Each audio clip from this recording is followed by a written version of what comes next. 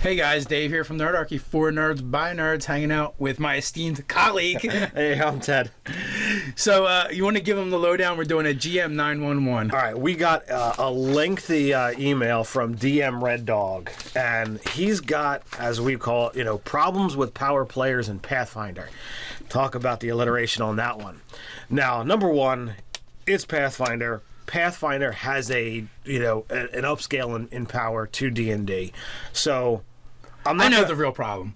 This DM's just getting pissed because he's losing at D&D.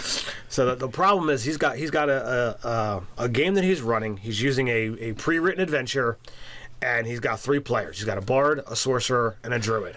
So actually, that is kind of embarrassing. You're getting whomped by a bard, a druid, and a sorcerer. I'm not going to go on that, but basically these guys are spec'd out to the nines.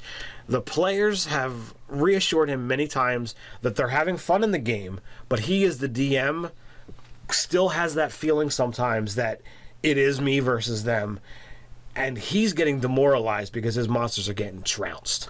Dude, one word. They're all spellcasters. Grapple! Grapple. Put their asses in a headlock and suplex them. The druid likes to wild shape, and between him and his dinosaur companion, they've actually got some serious fighting power. They might not be able to, be a warrior level equivalent, but Dinosaur got this covered easy. Squeezing. Hello. Pathfinder 3.5, it's all about rules, right? So use the rules. Put them in small areas where the dinosaur doesn't fit, or it's got to squeeze, and put it at a disadvantage. So he's running a pre-written encounter, and he's tried up in the monster's hit points. He's tried up in the monster's stats. He's tried up in the difficulty of what's there. He's added more monsters, and they're just continuing to walk through. Now he specifically mentions that he's checked the gear for the level, and he thinks it's okay. Now, without knowing exactly, I believe he says that they've leveled up to 12 at this point in time. Without seeing their character sheets, I wouldn't be able to gauge, exactly, do they have +2, +3, +4? At that level, the 2, 3 is kind of the average, the expected for a highly magical campaign. So if you've got more than that, then they're definitely overpowered. So if you think that items might be a problem, they've got people they've pissed off on the good side, and they've got people they've pissed off on the bad side. So they've got a reputation. So there's nothing to say that some epic level thief couldn't come visit and pilfer a couple objects. One possible idea to... You're going to go with Swarm of Rust Monsters? I wasn't going to go there, but that's, certainly... wait a minute. They got a druid and a sorcerer, so I doubt they're walking around in heavy armor. Yeah, but they eat, magic items and stuff, too. But, 3.5 had this... I think it was in 3.5. It was definitely in AD&D. You can always convert it if you have to. This awesome monster called the Disenchanter that just friggin' eats magic. Indeed. So go ahead. No, go ahead. You're going to say something. So there's other options that I would see. My first, my first foray, my first idea that hit me was, they've marched through traps and whatever have you. I don't know the story arc, but if they're going somewhere, the villains could totally have them get trapped, locked, if you will, in a chamber or something that's totally an anti-magic zone. So there's no wild shape, there's no spell casting. All of their items become non-magical items for the duration that they're in there.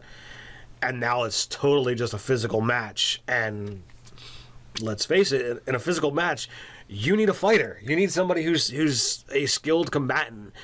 And those 3 characters in Pathfinder, to my knowledge, aren't. No.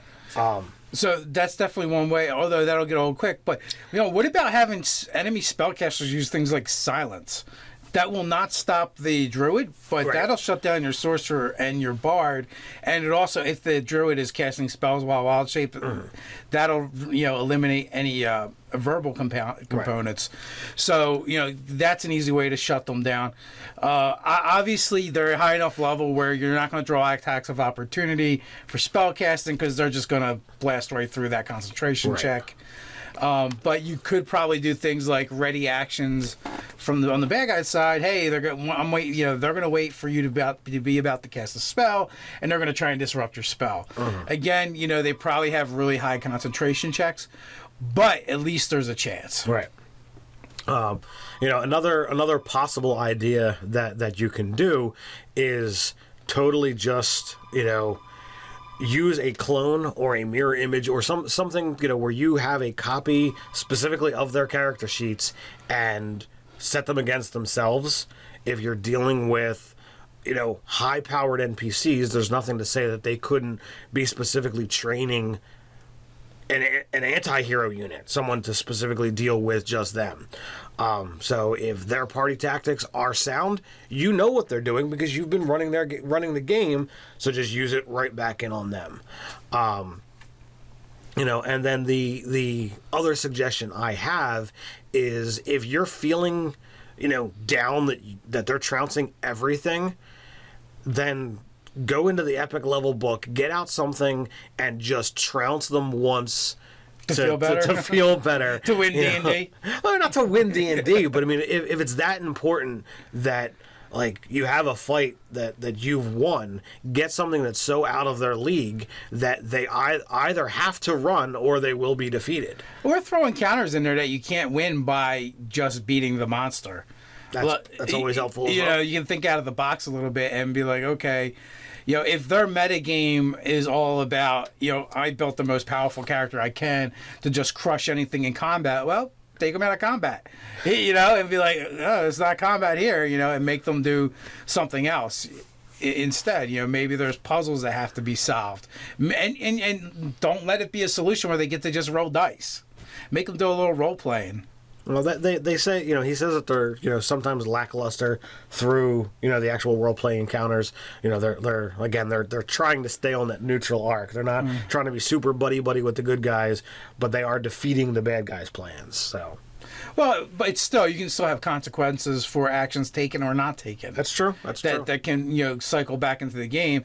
And then, specific outcomes are going to reward them more so than just beating the monster. So it's just another way of looking at it.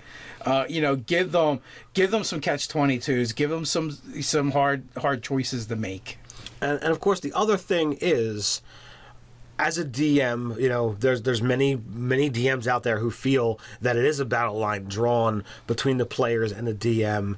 And believe me, I've spent many times that's been the deal, but that's not really what the DM's job is. Nobody wins D&D. There isn't a situation where it's like, all right, well, I have to keep them in combat for another round, or I have to do a sixth of their resources depleted with every combat. It's not like that. You're sharing a story. You're entertaining, quote unquote, the players while they're entertaining you.